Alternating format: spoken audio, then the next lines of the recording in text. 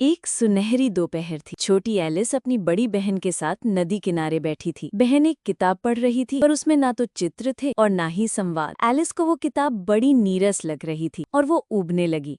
तभी उसकी नजर एक सफेद खरगोश पर पड़ी। वो कोई साधारण खरगोश नहीं था। उसने कमरकोट पहन रखा था और हाथ में एक पॉकेट वॉच थी। वो भागते भागते बड़बड़ा रहा था, अरे मैं तो बहुत देर कर दूंगा। ये देखकर एलिस चौंक गई और तुरंत खरगोश के पीछे दौड़ पड़ी। थोड़ी ही देर में खरगोश एक गहरे बिल में कूद गया। एलिस भी बिना वो बहुत देर तक गिरती रही।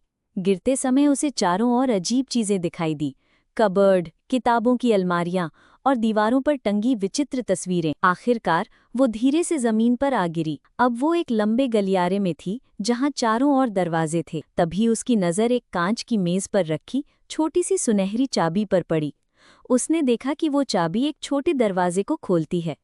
दरवाजे के उस पार एक बेहद सुंदर बगीचा था, लेकिन अफसोस एलिस इतनी बड़ी थी कि उस दरवाजे से निकल ही नहीं पा रही थी। मेज पर ही उसे एक बोतल मिली जिस पर लिखा था, पी लो मुझे। एलिस पहले तो झिझकी, फिर उसने एक घूंट भर लिया। अचानक उसका शरीर सिकुड़कर बहुत छोटा हो गया।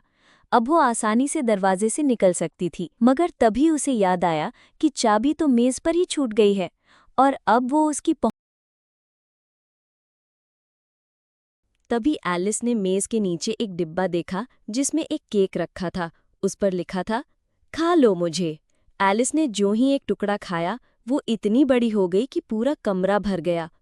अब कभी वो बोतल से पीकर छोटी हो जाती और कभी केक खाकर बहुत बड़ी। कई कोशिशों के बाद आखिरकार उसने सही आकार पा लिया और बगीचे में प्रवेश कर गई। बगीचे में उसका सामना अजीब और अनोखे किरदारों से हुआ। एक मुस्कुराता हुआ चशायर बिल्ली जो कभी गायब हो जाती और कभी अचानक प्रकट होकर अजीब सलाह देती। एक पागल टोपी वाला और उसकी अंतिम चाय पार्टी जहाँ सब कुछ उलझा पुलझा था। और फिर मिली दिलों की रानी जो हर छोटी बात पर गुस्से में चिल्ला उठती, इसका सिर कलम कर दो।